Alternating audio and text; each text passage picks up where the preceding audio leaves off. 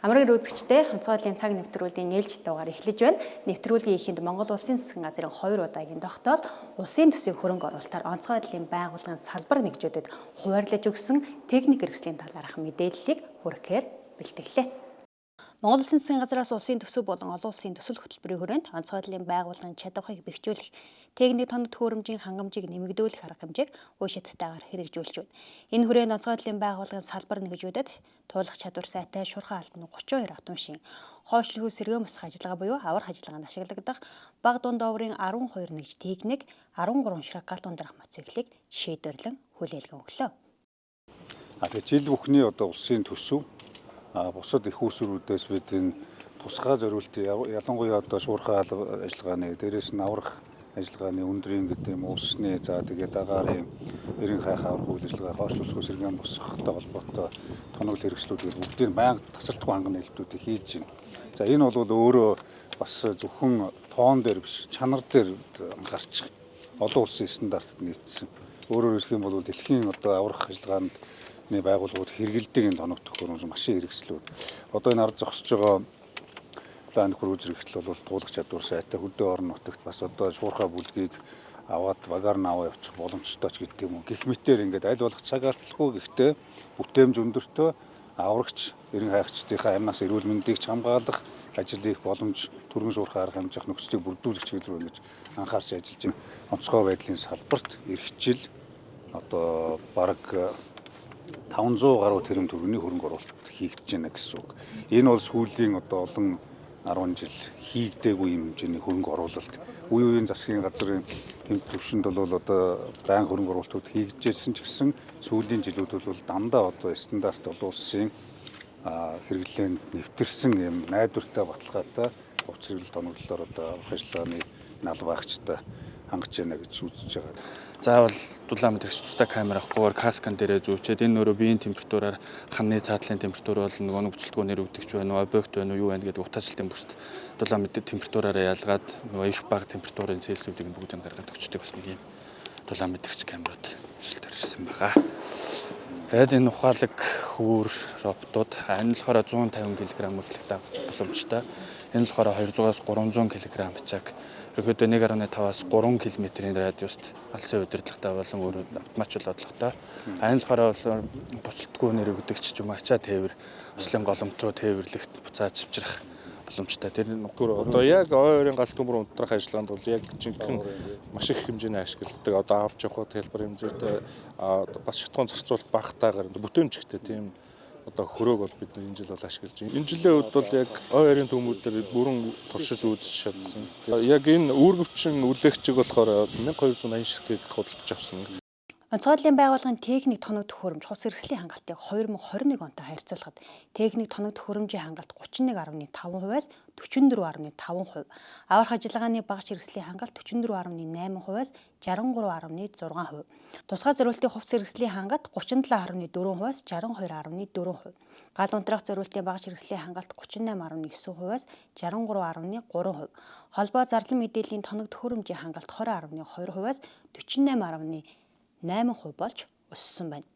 Мөн Монгол Улсын засгийн газар болон бүгд найрамд Франц улсын засгийн газар хоорондын санхүүгийн хэлэлцээрийн хүрээнд хэрэгжүүлж байгаа онцгойлын байгууллагад гал унтраах тусгай зориултын автомашин нийлүүлэх 2 дугаар шатны төслийн хүрээнд 42 м урттай автомеханик шаттай 2, 32 м урт шаттай 2 буюу нийт 4 автомашиныг хүлээн авч албаны хэмжээнд үүрэг гүйцэтгэж байна. Гамшигтай тэмцэх чадварыг бэхжүүлэх хүрээнд улсын их хурлын засгийн газраас сүүлийн жилүүд их анхаарч байгаа. 2021 онд ер нь дунджаар 30 гаруй хувийн хангалттай байсан. Энэ жилийн хувьд бол аврах ажиллагааны, гал унтраах ажиллагааны, холбоо зарлан мэдээлэл мөн хөдөлмөр хамгааллын тусгай зориултын хувьц хэрэглийн хангалт бол 57 орчим хувьтай болсон байгаа. Энэ жилийн ойрын төмрийн нөхцөл байдалтай холбогдуулаад засгийн газрын шийдвэрээр 11 тэрбум төгрөгийн хөрөнгө оруулалтыг шийдвэрлсэн. Энэ хүрээнд бид бүхэн туулах чадвар сайтай автомашин, ойрын төмөртэй тэмцэх багц зэвсэлмж, хөдөлмөр хамгааллын хувьц хэрэглийн хангамжийг бол сайжруулсан. Тэгээ ер нь бол манай албан хаагчдад бол яг ой төмөртэй тэмцэж байгаа албан хаагчдын хувьц хэрэглийн хангамж бол 100% болсон байгаа. Тэгээд жил ирэх тусам энэ хангалтын хувь хэмжээ бол нэмэгдэж байна. Аль болохоор албан хаагчдын, аврагчдын хөдөлмөрийн одоо хөнгөвчлсөн сүүлийн үеийн дэвшилт техник технологи бүхий ухаалаг робот, одоо гал унтраах дрон, за одоо нисгчгүй нисгэх төхөөрөмж, дулаан мэдрэгч камертай одоо нисгчгүй төхөөрөмж болон бусад одоо могоо камер зэрэг зүйлүүдийг бид нар одоо үйл ажиллагаанд авч хэрэгжүүлж байна. Цаашдаа ч гэсэн ийм сүүлийн үеийн дэвшилтэд технологи бүхий энэ одоо тоног төхөөрөмжийг хангаж нэмэгдүүлэх ийм бодлогыг одоо барьж ажиллаж байна. Цаашид Азийн хөгжлийн банктай хамтран Монгол улсад гамшигын зарлан мэдээллийн нэгдсэн тогтолцоог бэхжүүлэх нь болон гамшигыг сөрөнд төсвөрлөх чадварыг бэхжүүлэх төслүүдийг хэрэгжүүлэхээр төлөвлөн ажиллаж байна. Эдгээр төсөл хөтөлбөрийг хэрэгжүүлснээр гамшигын эрт зарлан мэдээллийн системийн хүртээмжийг нэмэгдүүлэх, зайнаас тандан судлах, газар зүйн мэдээллийн системийг хөгжүүлэх, орчин үеийн дэвшилт технологийн шийдлүүдийг нэвтрүүлэх боломж бүрдэх юм. Ингэснээр гамшигтай тэмцэх чадвар дээшилж, техник хэрэгсэл тусгай зориултын хувцас багц хэрэгслийн хангалт улсын хэмжээнд дунджаар 80% хүрээд байна.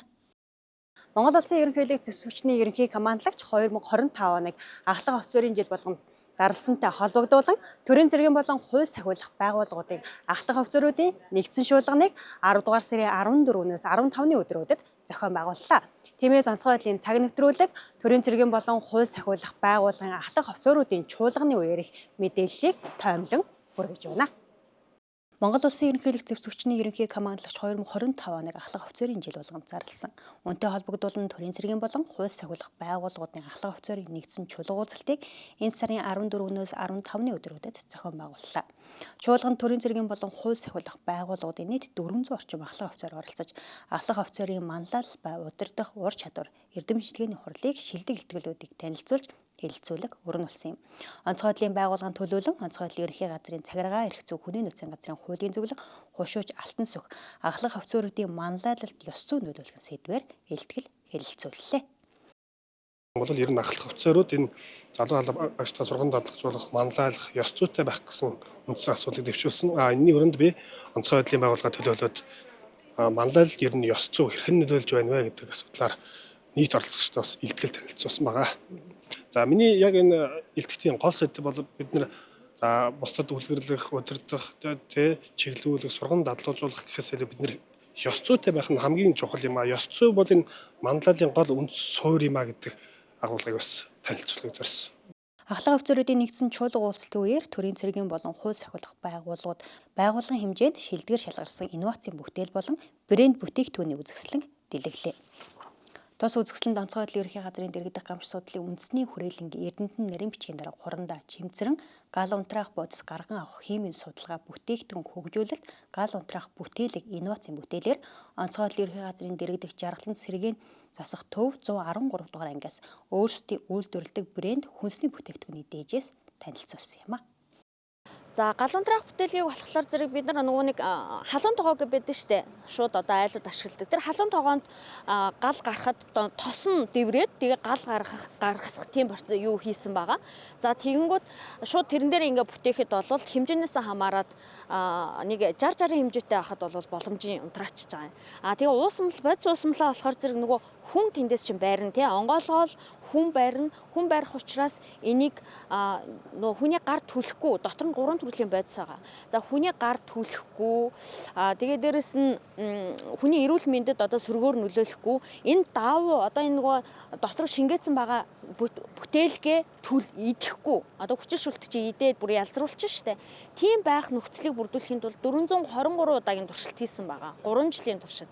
Тэгээд 423 удаагийн туршилтаар pH-ыг 7.7-оос 7.5 буюу саармаг орчинтой болгож өгөх одоо гол химизмыг бол энэ одоо юугаар хийсэн. Тэгэхээр хүн бариад бол шууд гарн түлхэхгүй энэ одоо материал нь бол 3 жил хадгалах боломжтойгоор ингээд үжирэхгүй ийм одоо нөхцөл байдлыг бүрдүүлсэн ийм уусмал гаргаж авсан байж байгаа гэсэн.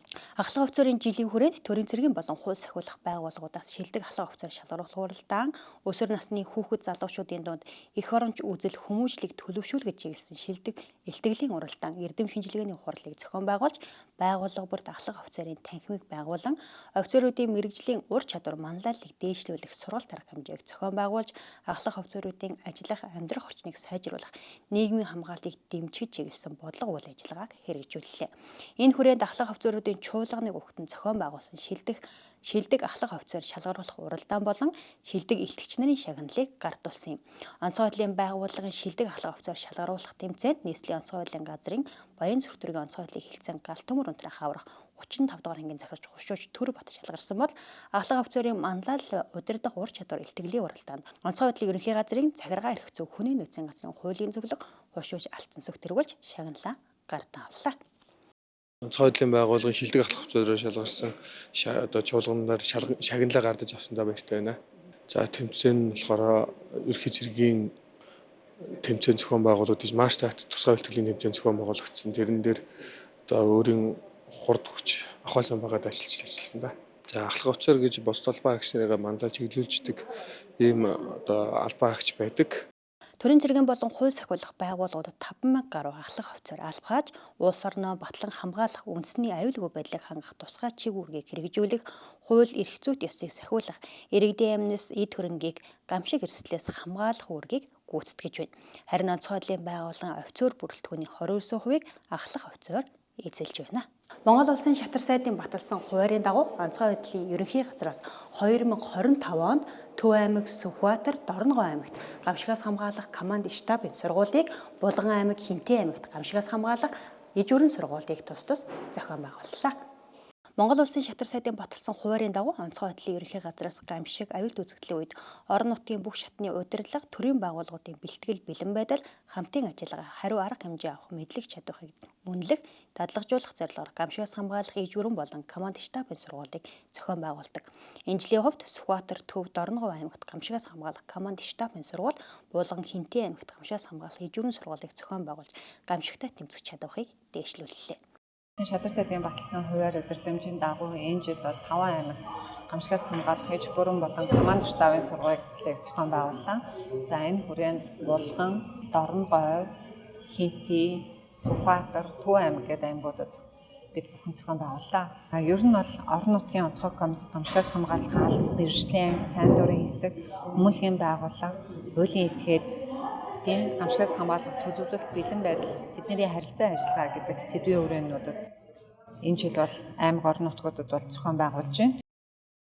Гамшигаас хамгаалах иж бүрэн болон команд штабын сургуулийн хүрээнд аймгийн онцгой комисс гамшигаас хамгаалах орон нутгийн алба, мэргэжлийн анги, хуулийн этгээдийн удирдах бүрэлдэхүүний сургалт болон иргэд олон нийтийн мэдлэг, мэдээллийг дээшлүүлэх, нүүлгэн шилжүүлэх дадлага, аймаг орон нутгийн бэлтгэл бэлэн байдлыг дээшлүүлэх, дуурайлан үзүүлэх дадлагыг тус зохион байгуулж, байгууллагын уялдаа холбоо, шийдвэр гаргалтын хурд харилцан ажиллагааг чигдрүүлдэг юм а. Гамшигаас хамгаалах команд штаб бол иж бүрэн сургуулиудыг бол 5 үе шаттай бол зохион байгуулж байгаа. Эхний ихт нь бол мэдлэгийн төвшинг ахиулах академик сургалтыг бол явуулж байгаа. За энэ дээр бол гамшигын эрсдлийг бууруулах, менежмент, олон улсын ойлголтууд, за эрсдэл гэж юу вэ? За эрсдлийг үнэлгээг хэрхэн зохион байгуулахын аймаг орон нутаг эрсдэл суурилсан төлөвлөлтийг хэрхэн хийх вэ гэдэг ойлголтуудыг өгнө. За тухайн орон нутгийн онцлог тохирсон гамшигын аюулуудын талаарх мэдлэг ойлголтуудыг өгж байгаа. За хүн малын гоц халдварт өвчин, за гал төмөр, за байгаль цагуурын аюулт үзэгдлүүд болох одоо зуд, үер, аян цахилгаан гэдэг юм те.